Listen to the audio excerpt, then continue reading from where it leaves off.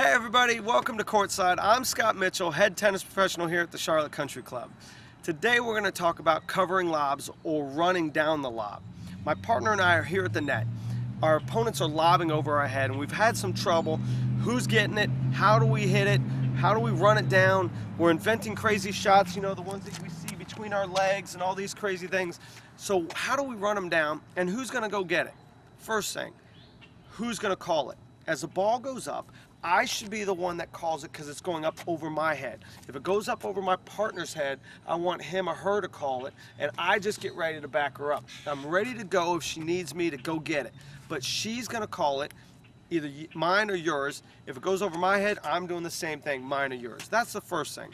Second thing is, how do you run down the lob? So let's go to the court and take a look at how you run it down as opposed to some things that you see on TV, and what's the best way to do it.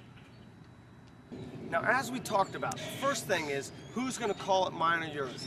The ball's going over my partner's head, so the ball's going this direction. The yellow lines in the X represent the ball, and the X represents where it's going to bounce. The blue lines over here represent the path that I want to take. I don't want to run a straight line from where I'm standing to where the ball's going to bounce. If I do that, I'm going to run right underneath it, too close to it. I'm inventing shots. That's why you see the ones between the legs and all those fun things. But I don't want to do that.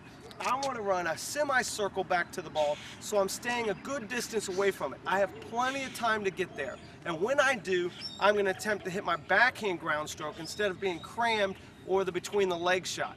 So it kind of looks like this.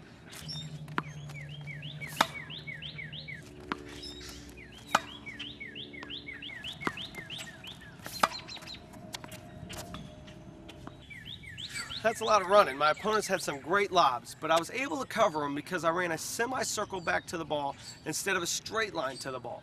A semicircle allows you to stay to the side of it. You're always seeing the ball, and when I get there, I'm able to drive it, or if I need to, I can lob it. With the straight line path, I'm going to get there, I'm going to hit it over my shoulder between my legs, or even hit an off-balance shot, which none of those is going to be good. So run the semicircle path. I know a lot of you are getting ready to play your league, so hopefully this tip helped you, and I'll see you next time on Courtside.